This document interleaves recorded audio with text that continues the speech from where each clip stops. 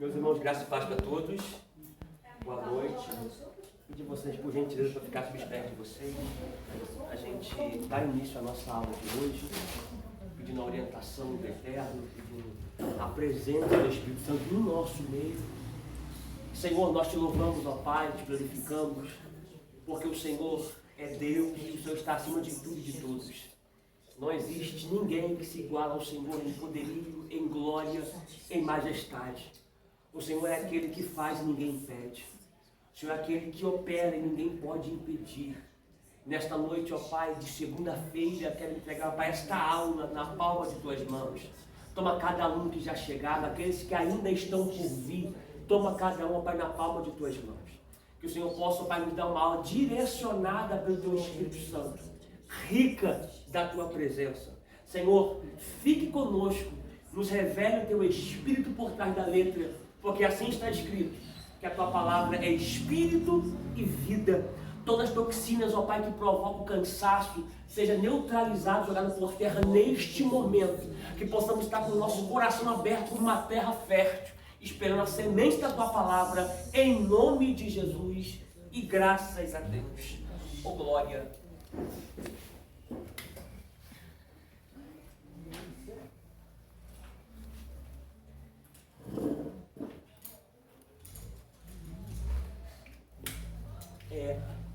Nós estamos na página 107, tá? Eu queria dar só uma ressalva. Na aula passada, nós falamos sobre o tempo da criação do homem e como a palavra de Deus, ela diz em Isaías 46, versículo 9 e 10, que Deus anuncia o fim das coisas no começo delas, né? A antropologia é o começo de tudo, né? Criação, formação. Porém, Deus anuncia já o fim no início. Portanto, sempre digo para vocês, e se você ler com muita calma o capítulo 1 de Gênesis e até o capítulo 11 de Gênesis, você já leu a Bíblia toda. Porque está tudo ali. Deus anuncia do capítulo 1 até o capítulo 11 toda a sua palavra, toda a sua narrativa final, né? E uma pergunta que nós deixamos passar, volta a página, por favor, página 106, que é o tempo da criação. Lá em cima, o tempo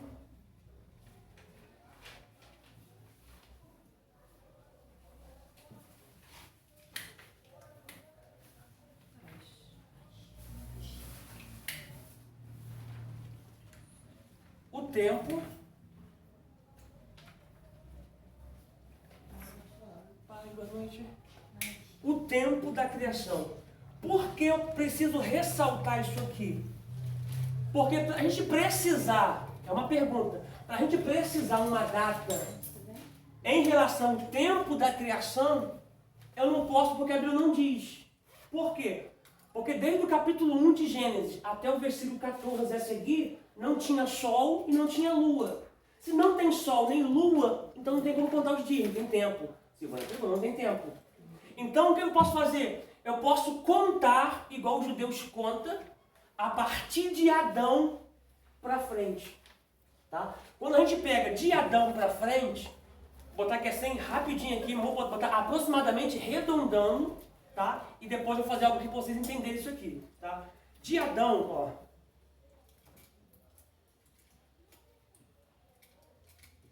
até Abraão,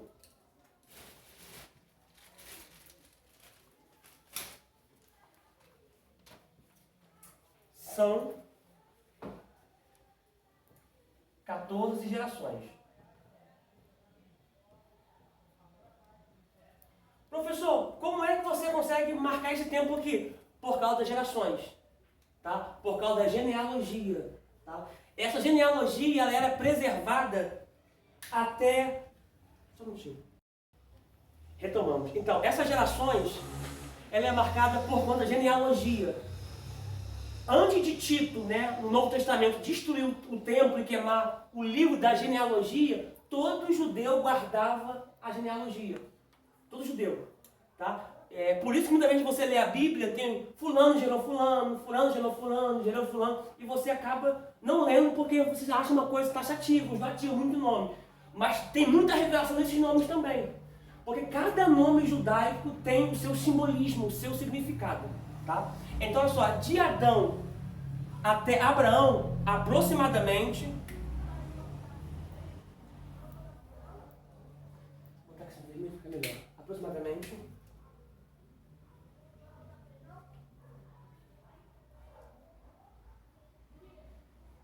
Aproximadamente, são 14 gerações, aproximadamente, estou arredondando para 2000, tá? Aproximadamente, tá?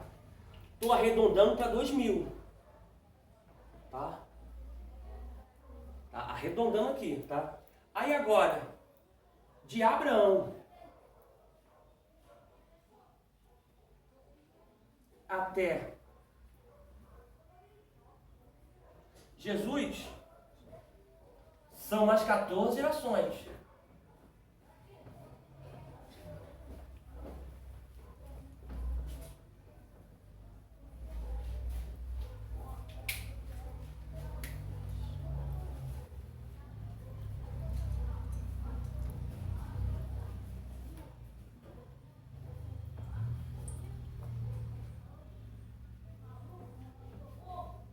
Isso aqui é muito importante você sublinhar esse aproximadamente aqui, porque eu estou arredondando.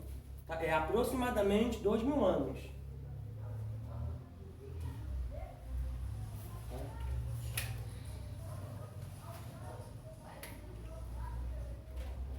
E tem também de Jesus até nós também. A gente sabe que tem um déficit de anos ali, né? Entre o calendário gregoriano e o calendário judaico. Tem um déficit ali, mas também aproximadamente 2000 anos. Por que eu estou falando isso aqui? Porque Deus anuncia o fim no começo. Então eu preciso, com muita diligência, fazer isso aqui. Eu vou pedir para vocês esperarem eu fazer, para vocês calcularem o espaço no caderno de vocês. Tá? Tá bom. Diga, minha vida. Obrigado, Flor. Vou botar aqui embaixo para poder ganhar espaço.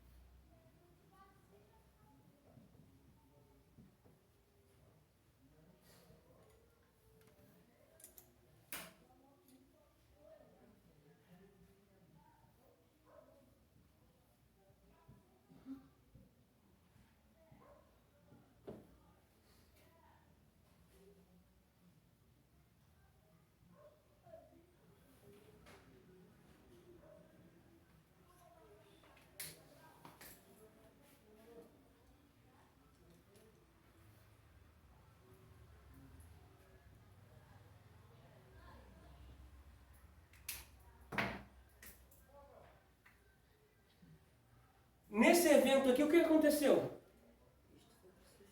Crucificado, morte. Tá?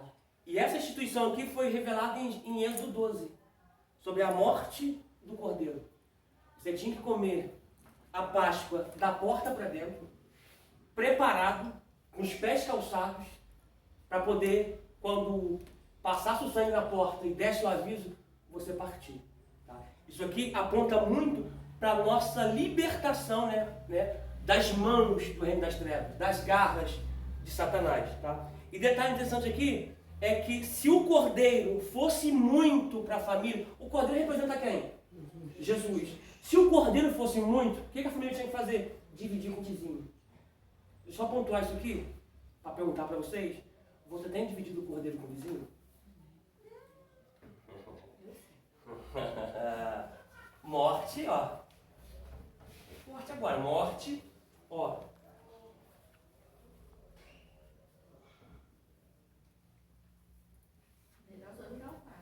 Oi? Não vai dar. Ai, meu Deus. Ô, pastor, vou até apagar esse show de novo.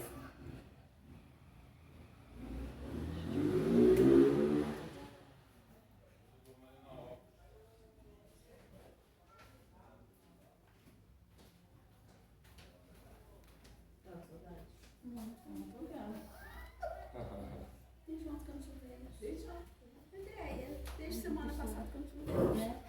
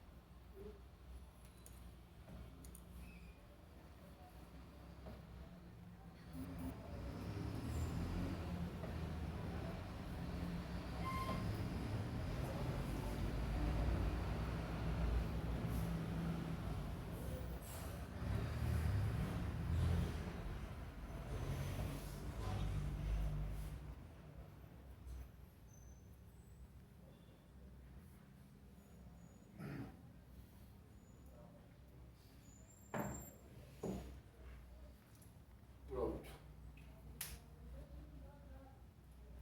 Aí depois eu viro tirar foto.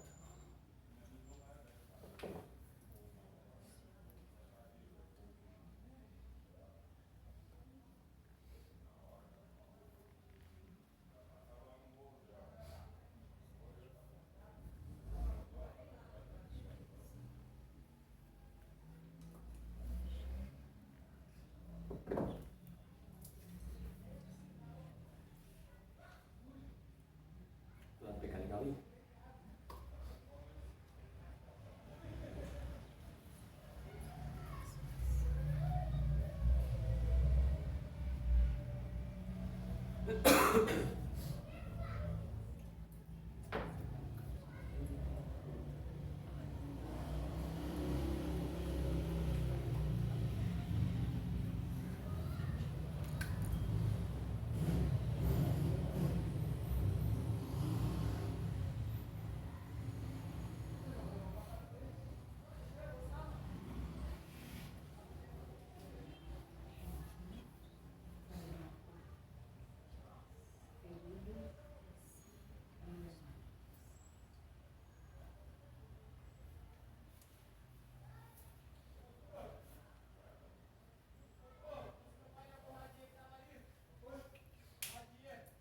Esse aqui é um apontamento muito importante.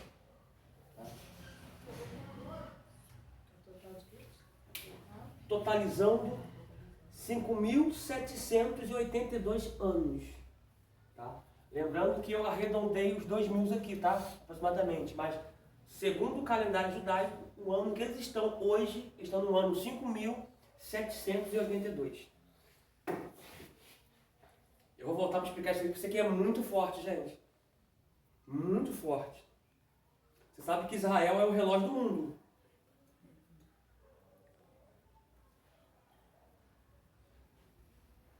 Para vocês escreverem.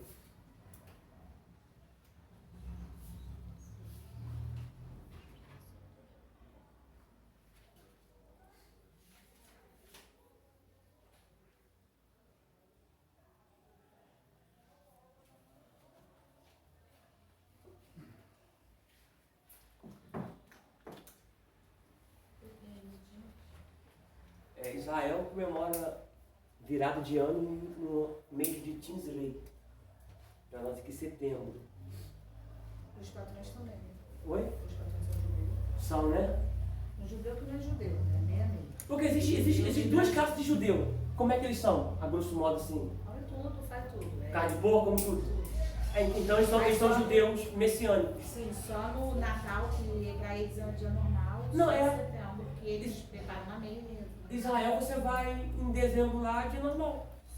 A propósito, nós estamos fazendo uma caravana para viajar para Israel em 2024. Quanto é você? Eu vou fazer um cartaz e botar em todos os grupos. Pode pagar parcelado, tá? Pode dividir em quantas vezes Tem um quiser. cartão para me emprestar. Ô, pastor, aí precisa de passaporte? Precisa. O passaporte agora está fácil de tirar. Você tira pela internet, você só vai lá pegar pela Receita. Antes estava 700 e pouco, um pouquinho a mais. Quase 800 reais para tirar. Agora está acho que 200 e pouco reais para tirar. Eu não sei nem como subir para tirar lá e para Agora? Tá quanto? Não sei quanto ela pagou. Tá. Porque o pessoal agora está tirando tudo pela internet e lá só para pegar. Mas então, mas ele não precisa do visto para viajar? Precisa. Precisa. 800 reais o visto.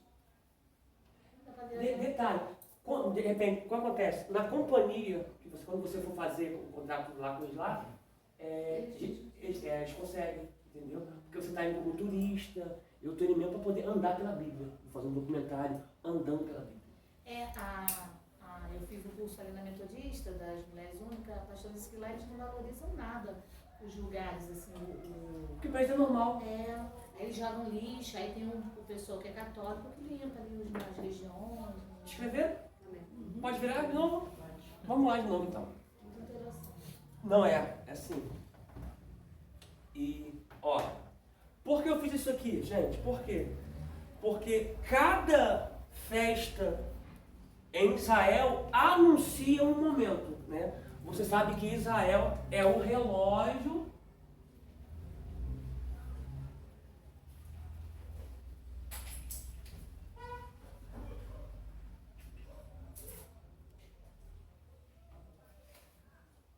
Israel é o relógio do mundo.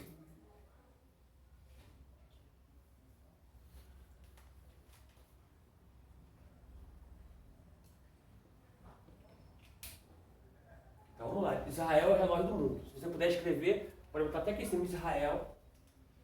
Deixa eu ver onde está.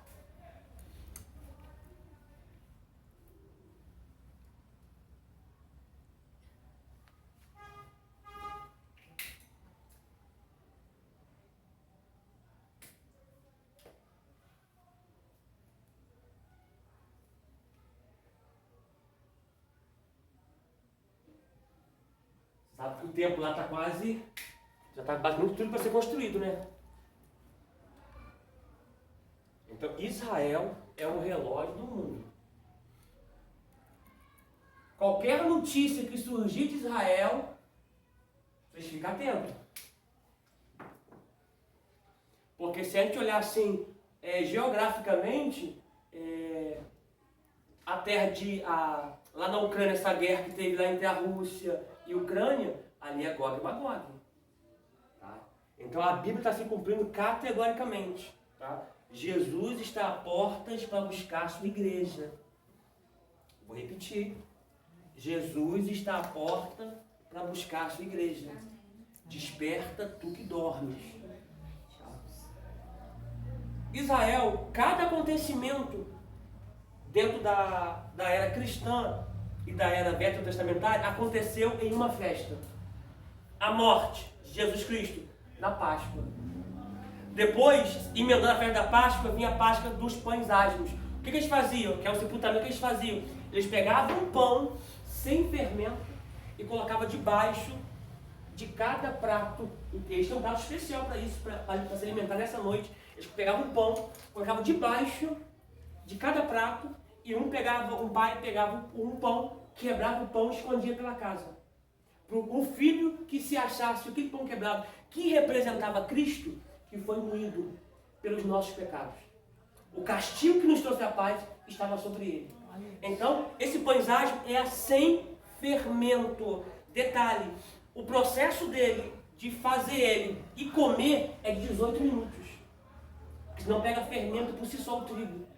E nessa época, eles lavam telhado, porque se um pombo, desculpa a expressão chula, se um pombo comer um trigo, um pão, e passar no telhado e fazer as suas necessidades em cima do telhado, já quebra a Páscoa deles. Então eles lavam o telhado para não ter nada de trigo. Nada de trigo. Detalhe interessante que até os mercados na Páscoa, todas as gôndolas de trigo é tampada toda. Por quê? Porque eles não querem ter contato com trigo. Porque trigo representa o pecado. Porque a massa por si só ela é levada sozinha. E trigo, se você... o fermento, o que é o fermento biológico? Alguém trabalha em padaria aqui? Ninguém? O que é o fermento biológico? É uma massa podre. É uma massa podre. Entendeu? Então, Jesus, seu glória.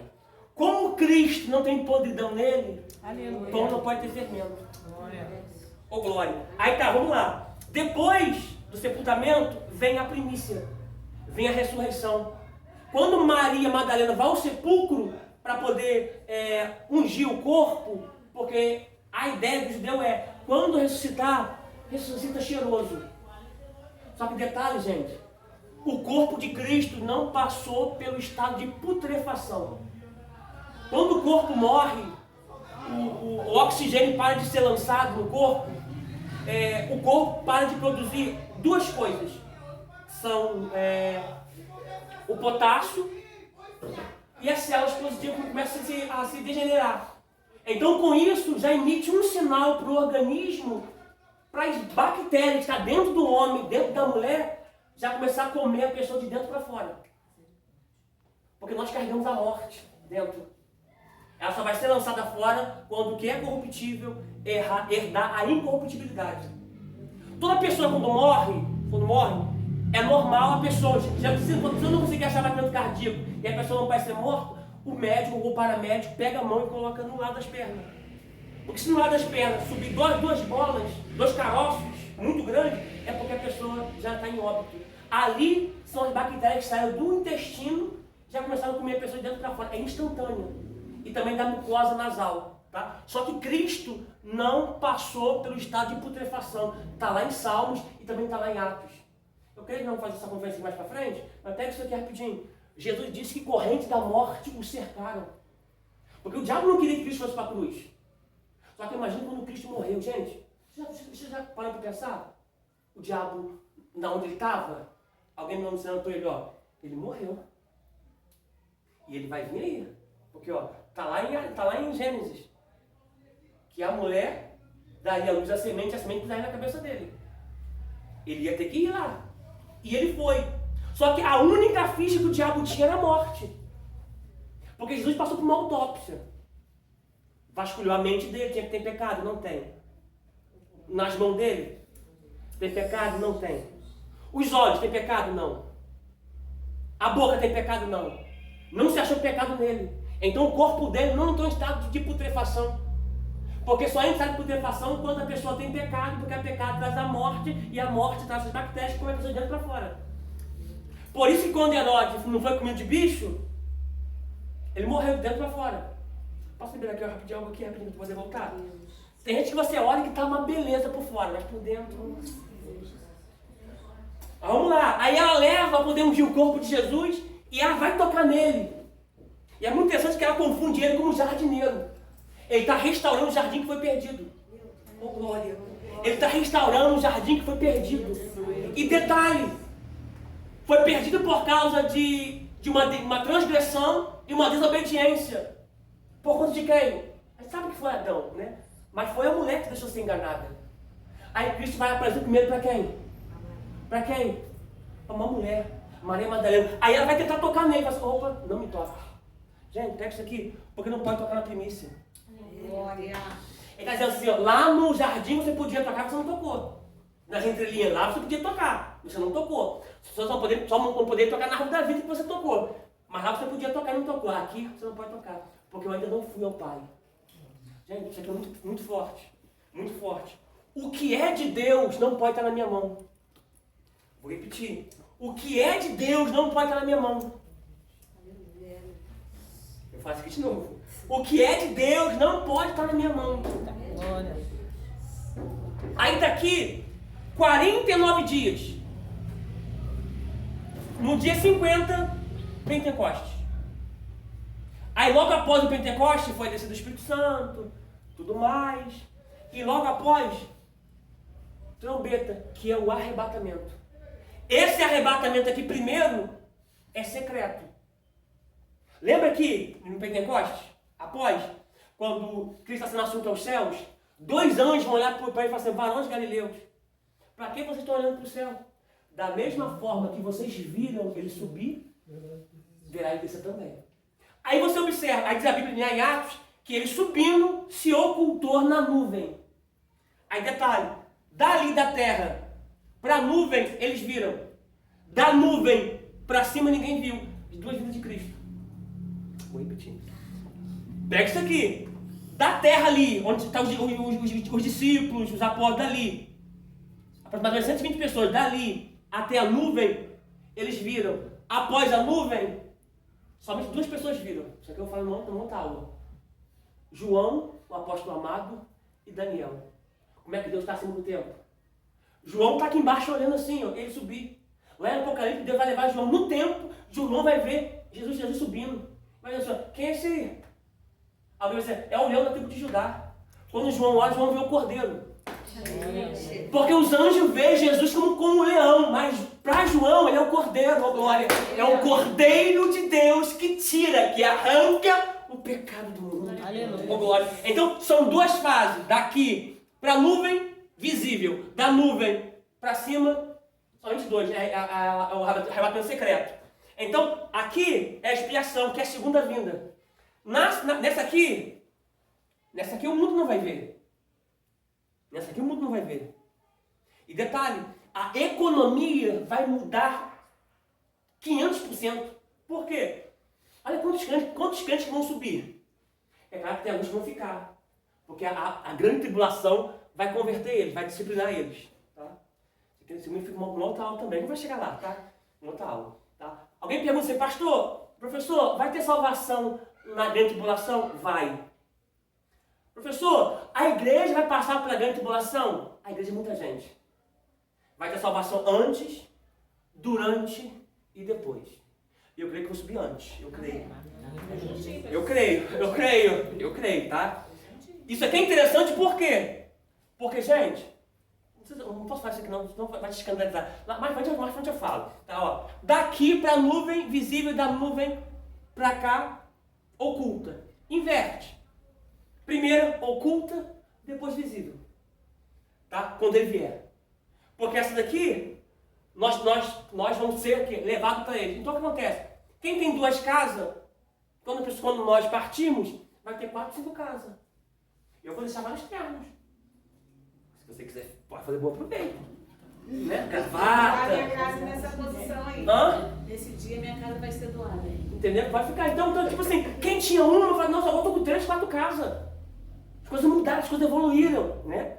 Mas nessa segunda vinda aqui, que é a expiação, né? Que essa terra vai ser purificada pelo fogo, não é mais pela água, tá? Em Gênesis capítulo 1, versículo 1 ao 2, foi pela água. E também lá em Noé, Gênesis 6, foi pela água também. Só que Deus falou que não iria mais destruir a terra pela água. Deus fez o quê? Olha o arco-íris. O arco-íris é um sinal que Deus não iria mais destruir a terra pela água. Só que detalhe, quando João, lá em Apocalipse, vê o trono, vê um arco-íris. Porque Deus vê a sua palavra, gente. O arco-íris está no trono, em cima do trono dele, um arco assim, é um arco-íris. Porque Deus vê a sua palavra, para poder cumprir. Aí, nessa aqui, nós vamos vir com ele. Nesse período aqui, Israel vai estar sendo cercada para ser atacada. Só que a Bíblia diz que todo olho o verá. Você nunca pensou nisso, não? Como todo olho o verá? Pela mídia. Vai ter muito repórter, vai estar Globo, vai estar Record. A Globo vai virar uma palha do nome de Jesus. Eu creio também, pastor. Eu creio nessa fé também. Eu creio. Né? Mas vai estar da Record, a CNN, a ESPN, vai estar tudo lá. E detalhe, você reparou que hoje, o que acontece? O pessoal faz assim, ó. O cara acabou de ser atropelado. Liga para 192. Eu vou filmar primeiro. Então imagina todo mundo assim, ó, filmando. Israel cercada. Gente, isso é muito forte, Israel cercada. Alguém olha para cima assim, ó. Eu vou até, né? Alguém pode dizer assim, é um pássaro. É um avião, né? Quem viu o Superman sabe, claro que é, né? É um pássaro, é um avião. Não, é um cavalo. E tem alguém saindo do cavalo. E nós, a igreja, vindo com ele. E miríades de anjos, ó glória. O cetro que colocaram na mão dele aqui antes da morte era de cana, mas ele vai vir com um cetro de justiça para reger todas as nações, ó glória. Na sua cabeça colocaram uma coroa de espinho, mas ele vai vir com a coroa de glória que o Pai lhe coroou, ó glória. Na sua coxa vai vir escrito Rei dos Reis e Senhor dos Senhores. Ai, glória, aí detalhe, Israel vai estar próximo de ser atacado. Diz a Bíblia que com o pé, gente, com o pé, ele vai pisar no mar e com o outro